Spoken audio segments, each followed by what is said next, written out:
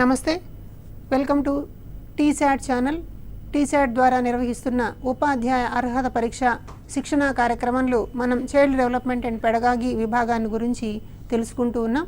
ఇందులో ఇవాళ మనం అనుభవాత్మక అభ్యసనము, ప్రత్యక్షము, స్మృతి అనేటువంటి అంశాలను గురించి తెలుసుకుందాం.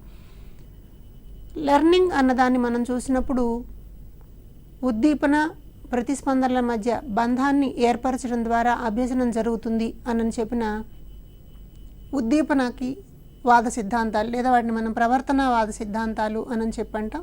అలాగే తారండైకు, స్కిన్నర్ చెప్పిన అభ్యసన సిద్ధాంతాల్లో కూడా ఉద్దీపన, ప్రేరణ, ప్రతిస్పందనల యొక్క ప్రాధాన్యత మనకు కనిపిస్తుంది. అయితే ప్రత్యక్ష అనుభవాల ద్వారా అనుభవాత్మక అభ్యసనం అన్న భావాన్ని అర్థం చేసుకోవాలి అంటే అభ్యసన సన్నివేశాలు కల్పించడం ద్వారా పిల్లలు అభ్యసన సన్నివేశాల్లో పాల్గొనడం ద్వారా నేర్చుకుంటారు అన్న అంశానికి ఆధారం మనకి ఎక్కడ కనిపిస్తుంది అంటే నిర్మాణాత్మక అభ్యసన సిద్ధాంతాలు అన్న విభాగంలో కనిపిస్తుంది. అంటే అభ్యసన జరగాలి అని అంటే ఉద్దీపనలు, ప్రేరణలు, ప్రతిస్పందనలు ప్రధానమని మనం అనుకున్నప్పటికీ పిల్లలు పుట్టుకతోనే కొన్ని రకాల సామర్థ్యాలను కలిగి ఉంటారు. ఆ సామర్థ్యాలకు కొనసాగింపుగా తరగతి గది బోధనా విధానాలు ఉండాలి. పిల్లలు సొంతంగా జ్ఞానాన్ని నిర్మాణం చేసుకుంటారు. ఈ దశలో ఉపాధ్యాయుడు ఆయనకు ఒక సలహాదారుగా ఉండాలి అన్నటువంటి సిద్ధాంతాలను మనం నిర్మాణాత్మక అభ్యసన సిద్ధాంతాలు అంటాం. ఇలాంటి అభ్యసన సిద్ధాంతాల ఆధారంగా పిల్లల్లో ఉన్నటువంటి సహజ సామర్థ్యాలను, పిల్లల్లో ఉన్నటువంటి జన్మతః ఉన్నటువంటి సామర్థ్యాలను ఆధారంగా చేసుకుని అభ్యసన జరిగితే దానిని మనం అనుభవాత్మక అభ్యసనం అంటాం. ఈ సెషన్లో మనం అనుభవాత్మక అభ్యసనం గురించి క్షుణ్ణంగా తెలుసుకుందాం. అంటే వ్యక్తి తన చుట్టూ రకరకాల పరిసరాలు ఉంటాయి. ఈ పరిసరాలతో ప్రతిచర్య జరుపుతూ ఉంటాడు. ఇలా ప్రతిచర్య జరపడానికి జ్ఞానేంద్రియాలు అతనికి బాగా సహాయపడుతూ ఉంటాయి.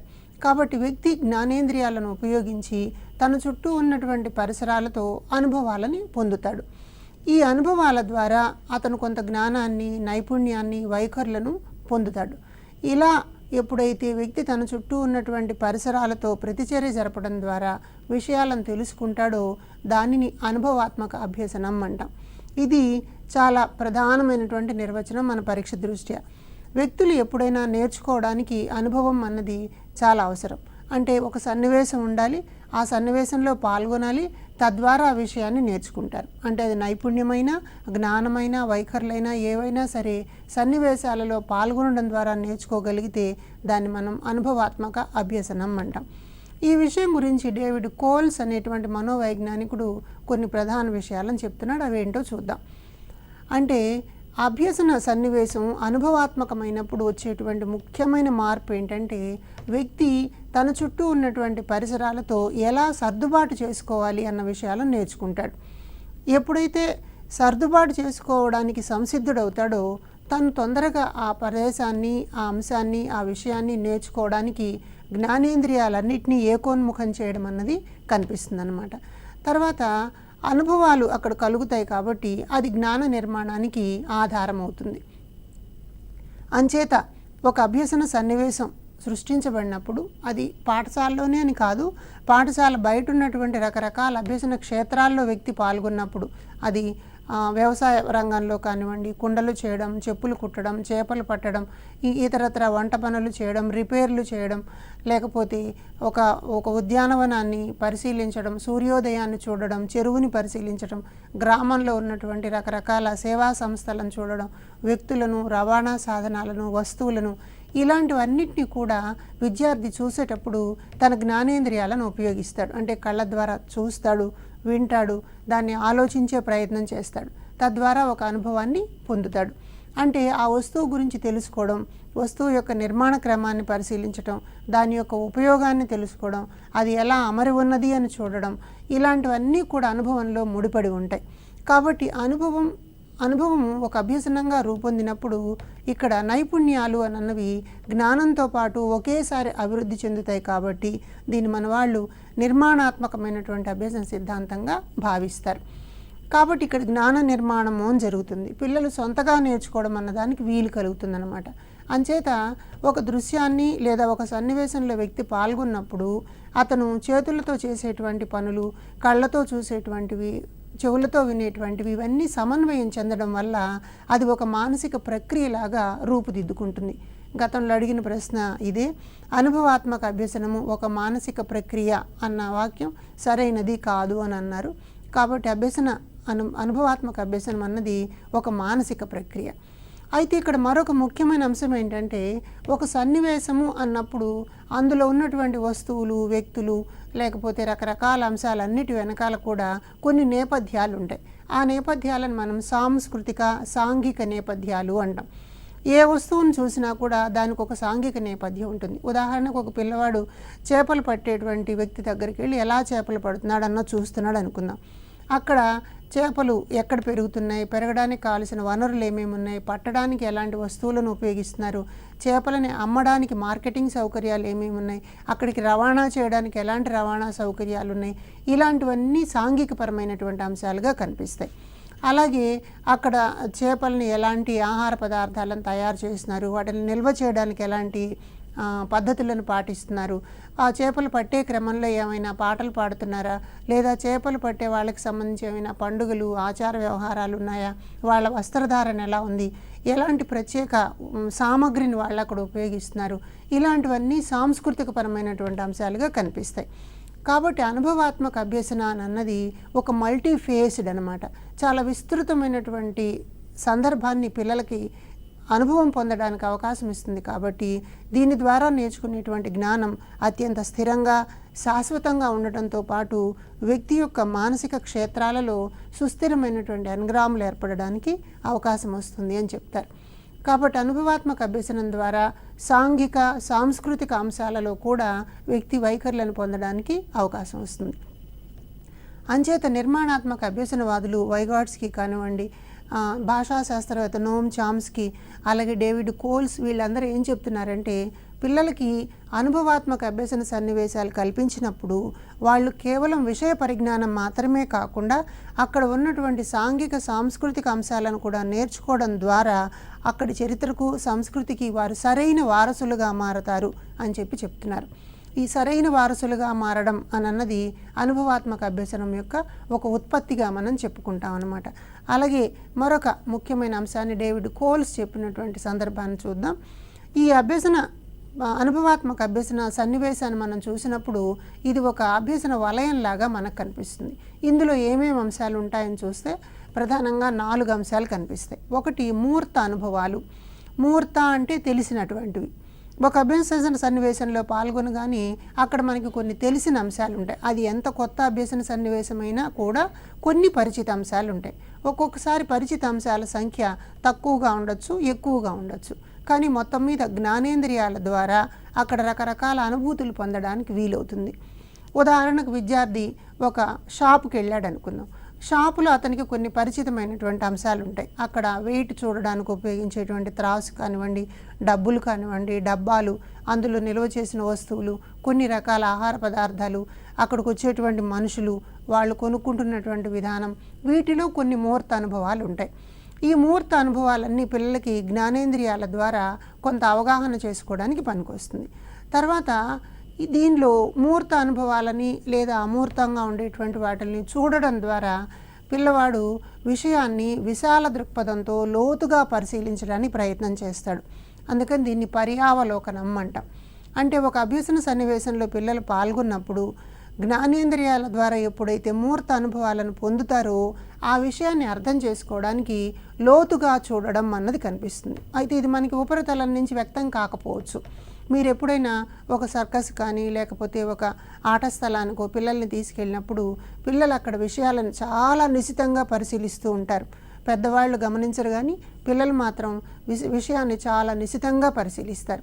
అలాగే అక్కడ ఉన్నటువంటి అంశాల పట్ల రకరకాల ప్రశ్నలు అడుగుతారు. అందుచేత ఈ పర్యావలోకన సామర్థ్యం అన్నది అనుభవాత్మక అభ్యసనంలో ప్రధానమైనటువంటి అంశం. అయితే ఈ మూర్త అనుభవాలు, పర్యావలోకన సామర్థ్యం వచ్చినప్పుడు ఏమవుతుంది అంటే అమూర్త భావనలను కూడా అర్థం చేసుకోవడానికి ఒక ఆధారం ఏర్పడుతుంది. ఉదాహరణకి పిల్లవాడు కొత్తగా ఒక రైల్వే స్టేషన్కి వెళ్ళాడు అనుకుందాం.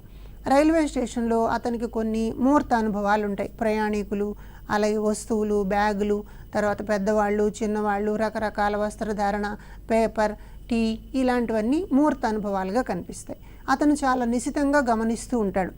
ఆ నిశితంగా గమనించేటువంటి సందర్భంలో ఒక విజిల్ రావడం లేదా ఒక అనౌన్స్మెంట్ రావడం, జెండా ఊదడం, రైలు కదలడం ఇలాంటివన్నీ కనిపిస్తాయి. జెండాకు రైలుకి ఉన్న ప్రత్యక్ష సంబంధం పిల్లవానికి తెలియకపోవచ్చు, కానీ ఆ అమూర్త భావనని తను నిశిత పరిశీలన ద్వారా అర్థం చేసుకుంటాడు. కాబట్టి ఒక సన్నివేశంలో అనుభవాన్ని కలిగించినప్పుడు ఆ అనుభవం మూర్త ఆలోచనలని పర్యావలోకన సామర్థ్యం ద్వారా అమూర్త భావనలను అర్థం చేసుకునే దిశ వైపుకు నడిపిస్తుందన్నమాట. అలా నడిపించే సన్నివేశంలో క్రియాశీల ప్రయోగాత్మక అనుభవం కూడా జత చేరాలి అంటారు కోల్స్. అంటే అభ్యసన సన్నివేశంలో పాల్గొన్నంత మాత్రాన సరిపోదు. అక్కడ జ్ఞానేంద్రియాల ద్వారా, చేతుల ద్వారా చేయవలసినటువంటి పనులు కొన్ని ఉంటాయి. కాబట్టి వాటిని కూడా తప్పకుండా స్వయంగా నేర్చుకోవడం అన్నది అవసరం.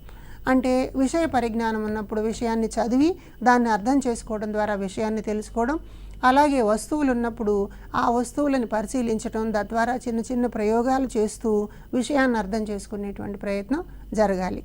కాబట్టి అనుభవాత్మక అభ్యసనం జరుగుతోంది అంటే అక్కడ ఈ 4 అంశాలు ఒక వలయ రూపంలో నడుస్తూ ఉంటాయి. తెలిసిన విషయాలను నేర్చుకోవడం మూర్త అనుభవాలు, వాటి గురించి నిశిత ఆలోచన చేయడాన్ని పర్యావలోకనం అంటాం. ఈ పర్యావలోకన సామర్థ్యం ద్వారా విశ్లేషించి అవగాహన చేసుకోగలిగితే అమూర్త భావనలను అర్థం చేసుకున్నాడు అంటాం. ఈ అమూర్త భావనలను అర్థం చేసుకోవాలి అంటే స్వయంగా చేస్తూ నేర్చుకోవాల్సి వస్తుంది. అంచేత క్రియాశీలక ప్రయోగాత్మక అభ్యసనం లేదా అనుభవం అన్నది ఇక్కడ కనిపిస్తుంది. కాబట్టి ఒక నూతన సన్నివేశంలో పాల్గొనడం అంటే ఈ వలయంలో 4 పాయింట్లు ఇంపార్టెంట్. అభ్యసన వలయము డేవిడ్ కోల్స్ ప్రకారం కింది వానిలో ఏది సరైనది, ఏది సరికాదు ఇట్లా అడిగే అవకాశం ఉంది. కాబట్టి 4 పాయింట్లు గుర్తుపెట్టుకోండి. మూర్త అనుభవాలు, పర్యావలోకనం, అమూర్త భావాల సంగ్రహణ, క్రియాశీల ప్రయోగాత్మక అనుభవం అని అన్నది. కాబట్టి ఇక్కడ మనం ఏం గమనించాలి, డేవిడ్ కోల్స్ చెప్పిన దాని ప్రకారం ఎక్కడైతే ప్రత్యక్ష అనుభవాలు ఉంటాయో ఆ ప్రత్యక్ష అనుభవాల వల్ల ఏర్పడేటువంటి భావనలు ఎక్కువ కాలం నిలబడతాయి అని అన్నది మనం అర్థం చేసుకోవాలి. అంటే ఈ మొత్తంగా మనకి ఒక విషయం తెలుస్తుంది, అనుభవాల ద్వారా అభ్యసనం జరుగుతుంది. కాబట్టి అభ్యసనకి అనుభవాలు పునాది లాంటివి. అయితే ఈ అనుభవాలు ప్రత్యక్ష అనుభవాల, పరోక్ష అనుభవాల అని అన్నది ప్రధానం అన్నమాట. ఒకవేళ అనుభవాలు పరోక్షంగా ఉన్నాయి అనుకుందాం, అంటే ఉపాధ్యాయుడు మాటల ద్వారా వాటిని వివరించే ప్రయత్నం చేస్తున్నాడు, లేదా ఒక చిత్రాన్ని చూపించడం ద్వారా, చార్టును చూపించడం ద్వారా చేస్తున్నాడు. ఇలా చేయడం వల్ల వాటిని మనం పరోక్ష అనుభవాలు అంటాం. ఈ పరోక్ష అనుభవాల ద్వారా విషయాన్ని అర్థం చేసుకోవడం అన్నది చూసినప్పుడు ప్రత్యక్ష అనుభవాలు ఎక్కువ ప్రాధాన్యతను కలిగినవిగా కనిపిస్తాయి. అంటే ఉదాహరణకి మనం వేళ్ళు మొక్కలకి నీటిని, పోషకాలను అందిస్తాయి అని చెప్పి ఆయన ఒక ఉపన్యాస ధోరణిలో లేదా ఒక చార్ట్ ద్వారా చెప్పారనుకుందాం. దానిని మనం పరోక్ష అనుభవం అంటాం.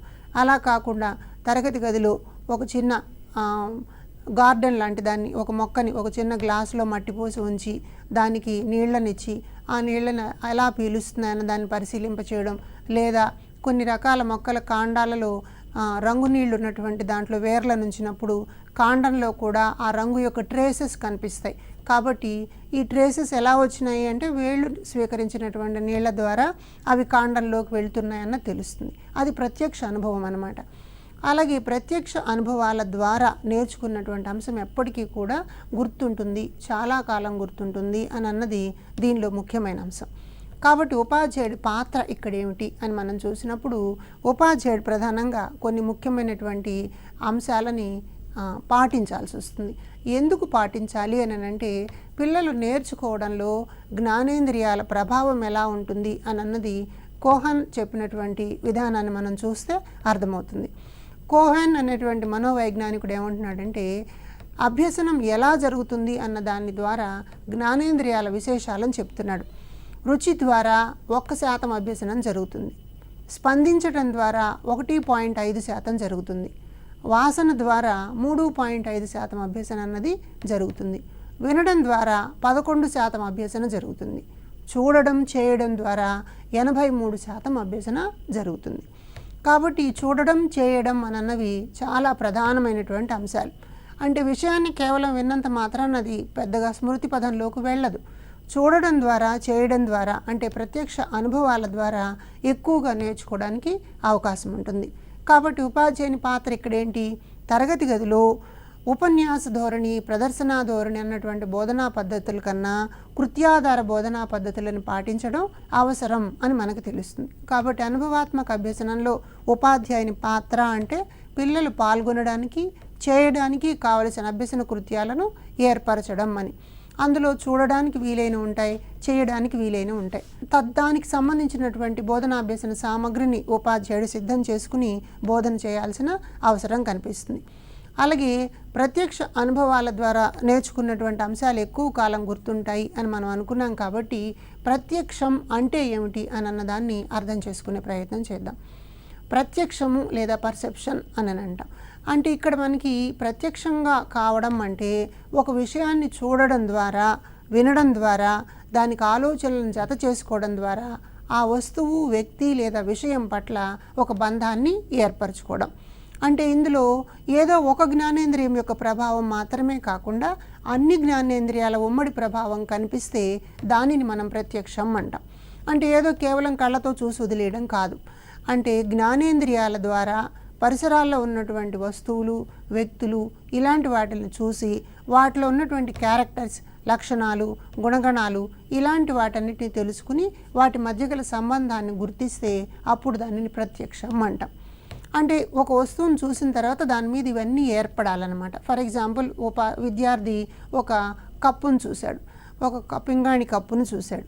కప్పును చూడగానే అది కప్పు అని పేరు తెలుసుకోవడంతో పాటు ఇది పింగాణి కప్పు, దీనిలో కాఫీ లేదా పాలు తాగడానికి పనికొస్తాయి, దీని ఆకారం కింద గుండ్రంగా ఉంది, పట్టుకోవడానికి ఒక కాడ ఉంది, అయితే ఇది చాలా సున్నితంగా ఉంటుంది, కింద పడితే పగిలిపోతుంది, గట్టి వస్తువు కాదు, కానీ టంగని శబ్దం వస్తుంది. ఇలాంటి రకరకాల అంశాలన్నింటినీ కూడా జత చేసుకుని దాని ద్వారా గుర్తుపట్టుకోగలిగితే దానిని మనం ప్రత్యక్షం అంటాం. అందుకని మోర్గాన్ ఏమంటున్నాడో చూడండి ఇక్కడ. ఇంద్రియాల ద్వారా పొందే జ్ఞానానికి వ్యక్తిగత అనుభవాల ద్వారా అర్థాన్ని ఆపాదించడాన్ని ప్రత్యక్షం అంటారు అని అంటాడు. కాబట్టి కేవలం ఇంద్రియాల ద్వారా విషయాన్ని ఒక్కటి చూస్తే సరిపోదు, తన వ్యక్తిగత అనుభవాలను కూడా జోడించి ఒక అర్థాన్ని ఇచ్చే ప్రయత్నం చేయాలి. ఇందాక మనం పింగాణి కప్పును ఉదాహరణగా తీసుకున్నాం. ఇప్పుడు వ్యక్తిగత అనుభవం ద్వారా ఏం గమనిస్తాడు, దాని మీద ఒక చిన్న సౌండ్ చేయడం ద్వారా ఇది టంగ్ అనే శబ్దం వస్తుంది, కింద పడిందంటే పగిలిపోతుంది, ఇలాంటివన్నీ దానికి జత చేస్తాడు. అలాంటి వాటిని మనం తన అనుభవాలని జత చేసుకోవడం అంటాం. లేదా విద్యార్థి ఒక కాకిని చూశాడు, కాకిని చూడగానే ఇది 2 కాళ్ళు కలిగి ఉంది, నల్లగా ఉంది, రెక్కలు ఉన్నాయి, ఇవన్నిటినీ చూసుకుంటూ వ్యక్తిగత అనుభవాలను కూడా జత చేస్తాడు. అంటే తాను ఉష్ అన్నప్పుడు అది ఎగిరిపోతుందని, గింజలేస్తే తినడానికి వస్తుందని, లేదా ఎక్కడో చెట్ల మీద గూళ్ళు కట్టుకుంటుందని తన అనుభవాలను కూడా జత చేసుకుంటాడు. కాబట్టి ప్రత్యక్షం పొందడం అంటాం. కాబట్టి ఉపాధ్యాయుడు తరగతి గదిలో ప్రత్యక్షం పొందడానికి వీలైనటువంటి అనుభవాలను ఇవ్వాలి అంటే పరిసరాల్లో ఉండేటువంటి అంశాలతో అనుసంధానం చేసుకోవాలి.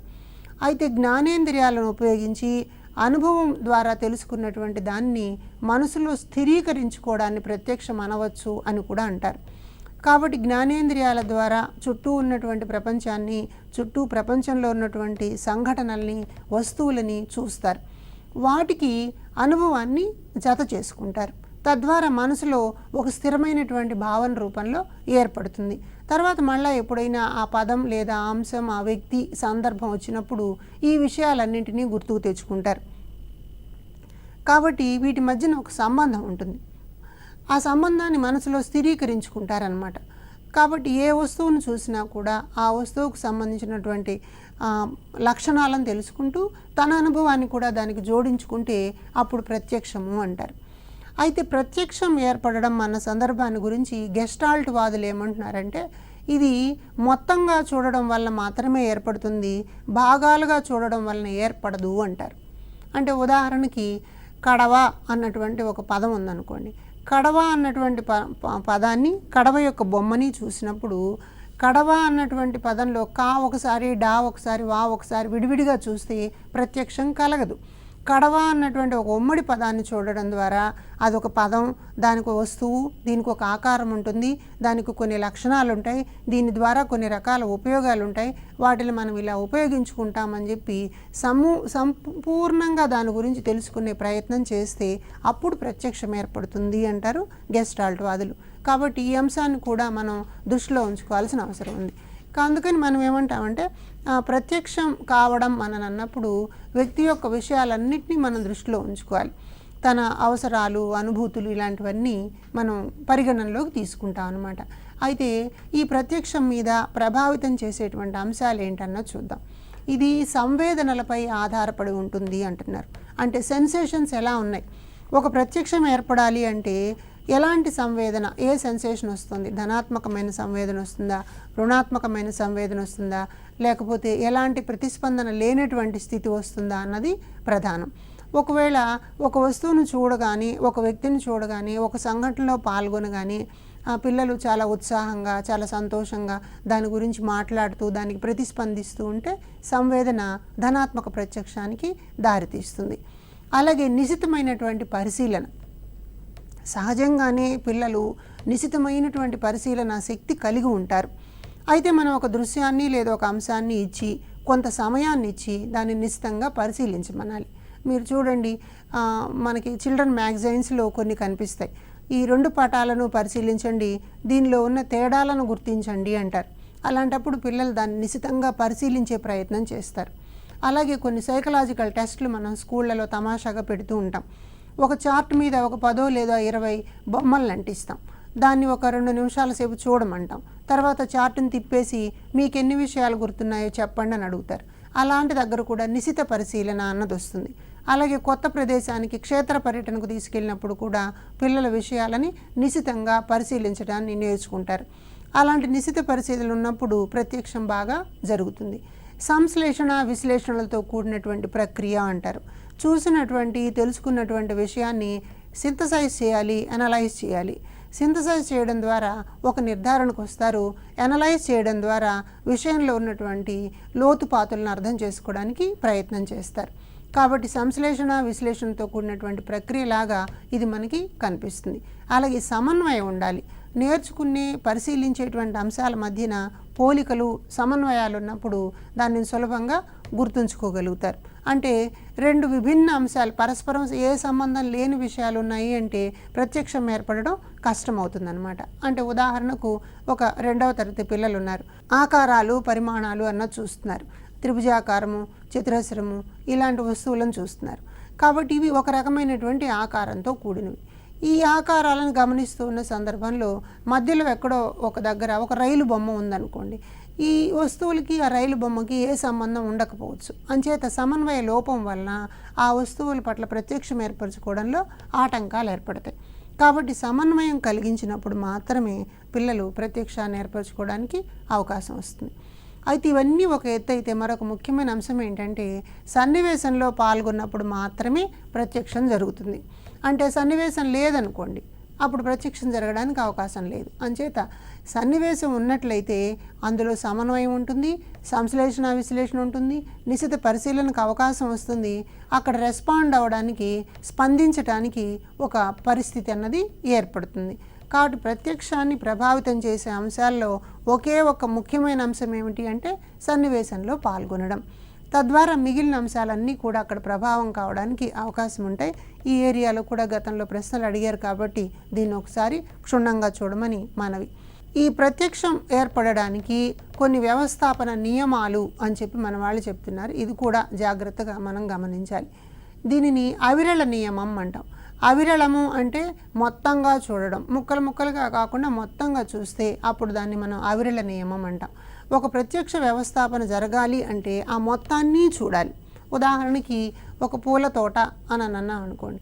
ఆ పూల తోట అనగానే ఆ తోటలో ఉండేటువంటి మొక్కలు, అక్కడ ఉన్నటువంటి జంతువులు, పూలు కోసేవాళ్ళు, ఇలా అన్నీ సమిష్టిగా చూస్తే దానిని మనం అవిరళ నియమం, కంటిన్యూస్గా చూడడం ద్వారా ఏర్పడేటువంటి ప్రత్యక్షము అంటాం అన్నమాట. సామీప్య నియమం. సామీప్య నియమం అంటే దగ్గరగా ఉన్నవి. అంటే కొన్ని సంబంధం ఉండేటువంటి అంశాలు సమీప సమూహంగా చూస్తే దానిని మనం సామీప్య నియమం అంటాం. అవి దగ్గరగా ఉంటాయి. అండ్ 2 అంశాల మధ్యన ఒక పోలిక లేదా దగ్గరతనం కనిపిస్తుంది. అప్పుడు కూడా ప్రత్యక్ష వ్యవస్థాపన సులభంగా జరుగుతుందన్నమాట. ఒకవేళ ఆ రెండింటి మధ్యన సంబంధం కానీ పోలిక కానీ ఉన్నట్లయితే, ఉదాహరణకి కొన్ని వస్తువులు పెట్టున్నాయి, అద్దము, దువ్వెన, సబ్బు, లేకపోతే సంచి ఇలాంటివి ఉన్నాయనుకోండి. ఈ వస్తువులను చూడగానే ఒక అభిప్రాయానికి వస్తారు. సబ్బుతో శుభ్రంగా స్నానం చేసిన తర్వాత అద్దంలో చూసి తలదూవుకోవాలి అన్న ఒక కనెక్షన్ని గుర్తుపడతారనమాట. అలా కాకుండా వేరు అంశాలు ఉంటే వాటి మధ్యన ప్రత్యక్షం ఏర్పడడం కొంచెం కష్టం. ఉదాహరణకి అద్దం ఉంది, తర్వాత సింహం బొమ్మ పెట్టామనుకోండి, ఈ రెండింటి మధ్యన ఏం సంబంధం ఉండకపోవచ్చు. అయితే సృజనాత్మక ఆలోచనలో ఆ రెండింటి మధ్యన సంబంధాన్ని ఏర్పరచడం అన్నది వేరే భాగమైనప్పటికీ తక్షణ ప్రత్యక్షం ఏర్పడాలి అంటే విషయాల మధ్య పోలిక ఉండాలి అని చెప్పి చెప్తారు. అలాగే సామ్యము అంటాం. సామ్యం అంటే పోలిక. ఒకే రకంగా ఉండేటువంటి అంశాలు ఉన్నప్పుడు మనకి ప్రత్యక్షం తొందరగా ఏర్పడుతుంది. ఒకే రకంగా ఉన్నటువంటి అంశాలు ఉన్నప్పుడు ఉదాహరణకి మనం 1వ తరగతిలో ఒకంకి కూడికలు చెప్తూ ఉంటాం. ఒకంకి కూడికలు చెప్పేటప్పుడు 5 చాక్లెట్లు ఉన్నాయి, 4 చాక్లెట్లు ఉన్నాయంటే రెండింటినీ కలిపి మనము 2 చాక్లెట్లే కాబట్టి పోలిక ద్వారా వాటి మధ్యన ఒక సమూహంగా చేసుకోవడానికి ప్రయత్నం చేస్తారు. అలాగే పూరణ నియమం. పూరణ అంటే కలిపి చూడడం అంటాం. ఉదాహరణకి మనం డిజిటల్ గడియారం చూసాం అనుకోండి, డిజిటల్ గడియారంలో అంకెలు విడివిడిగా ఉన్నప్పటికీ కూడా దానిని మిగిలిన భాగాన్ని కలుపుకుని అప్పుడు మనం చూసే ప్రయత్నం చేస్తాం. దీనిని మనం పూరణ నియమము అంటాం. అంటే మొత్తంగా కలిపి చూసేటువంటి స్థితి వస్తే అలాంటి దాన్ని పూరణ అని చెప్పి చెప్పచ్చు. అలాగే మనం డిక్షనరీ చదివేటప్పుడు కూడా అక్కడ కొన్ని సంకేతాలు ఉంటాయి. అడ్జెక్టివ్ అంటే ఏడీజే అని రాస్తారు, నౌన్ అంటే ఎన్ అని ఉంటుంది, ప్రొనౌన్ అంటే పిఆర్ఎన్ అని ఉంటుంది. ఇలా ఉంటే దాన్ని మిగిలినవి కూడా మనం కలుపుకుని ఏడీజే అంటే అడ్జెక్టివ్ అని, ఎన్ అంటే నౌన్ అని పూరణ చేసుకుని దాని పట్ల ప్రత్యక్షాన్ని ఏర్పరచుకునేటువంటి ప్రయత్నం చేస్తాం. అలాగే ఆకృతి క్షేత్ర సంబంధము. దీని మీద గతంలో కూడా ప్రశ్నలు అడిగారు. ఆకృతి క్షేత్రము ఒక ప్రత్యక్ష వ్యవస్థాపన జరగాలి అని అంటే వస్తువు ఒకటి ఉండాలి, దానిని మనం ఆకృతి అంటాం. దాని వెనకున్నటువంటి బ్యాక్గ్రౌండ్ని క్షేత్రము అంటాం. కాబట్టి ఆకృతి క్షేత్రము రెండు ఉన్నప్పుడు ఆ రెండింటి మధ్య సంబంధం ఆధారంగా మనం విషయాన్ని గుర్తుపట్టుకునే ప్రయత్నం చేస్తాం. ఉదాహరణకి మనకి చిన్నప్పుడు ఒక అర్జునుడి కథ తెలుసు. అర్జునుడిని ద్రోణాచార్యుడు అడుగుతాడు, చెట్టు మీద పిట్ట కనిపిస్తోందా అన్నప్పుడు పిట్ట కన్నొక్కటే కనిపిస్తోంది అంటాడు. కాబట్టి పిట్ట అన్నదేమో ఆకృతి అయితే చెట్టు అన్న దాని వెనుకున్నటువంటి క్షేత్రము అవుతుంది. సూర్యుడు అన్నది ఆకృతి అయితే ఆకాశము అన్నది క్షేత్రం అవుతుంది. కాబట్టి ప్రత్యక్ష వ్యవస్థాపన జరిగే సందర్భాల్లో ఆకృతికి క్షేత్రానికి ఒక సంబంధం ఉన్నట్లయితే తేలికగా ఆ విషయం గుర్తుంటుంది. కాబట్టి బ్యాక్గ్రౌండ్ అన్నది ఇంపార్టెంట్. ఒకవేళ విషయపరమైన అంశాలను చూసాం అనుకోండి, ఇవాళ మనం మొక్కలలో ఆహారము అని చెప్తున్నామంటే ఆహారానికి సంబంధించినటువంటి నేపథ్యము బ్యాక్గ్రౌండ్ అన్నది అందించినప్పుడు మొక్కల ఆహారం అన్న భావన అర్థం చేసుకోవడం సులభం అవుతుంది. ప్రజలు వలసలు అనేటువంటి పాఠం చెప్తున్నాం అనుకోండి, ఆర్థిక పరిస్థితి, స్వావలంబన ఇలాంటి విషయాల నేపథ్యాల గురించి మాట్లాడినప్పుడు మనం వలసలు కారణాలను అర్థం చేసుకోవడం సులభం అవుతుంది. కాబట్టి ఒక భావనకి అర్థం చేసుకోవాలి అంటే దాని వెనుకున్నటువంటి విషయాలను కూడా పరిచయం చేయడం ద్వారా సులభంగా నేర్చుకోగలం అన్నది ఆకృతి క్షేత్ర సంబంధానికి సంబంధించినటువంటి విశేషం. కాబట్టి ప్రత్యక్ష వ్యవస్థాపనం జరగాలంటే మొత్తంగా కంటిన్యూస్గా చూడడం అన్నది ఒక అంశము. అలాగే దగ్గరగా ఉన్న విషయాల మధ్యన సంబంధాన్ని చూడడం అన్నది ఒకటి. తర్వాత పోలిక కలిగినటువంటి అంశాలను గుర్తుపట్టడం. ఇది కూడా గతంలో అడిగిన ప్రశ్న ఒకటి ఏముందంటే, ఇందులో ఒక పిల్లలు ఆడుకునేటువంటి ఒక ఆట చదరంలో కొన్ని త్రిభుజాలు, కొన్ని వృత్తాలు, కొన్ని దీర్ఘచతురస్రాలు ఉన్నాయి. ఇక్కడ జరిగేటువంటి ప్రత్యక్ష వ్యవస్థాపన సూత్రం అన్నారు.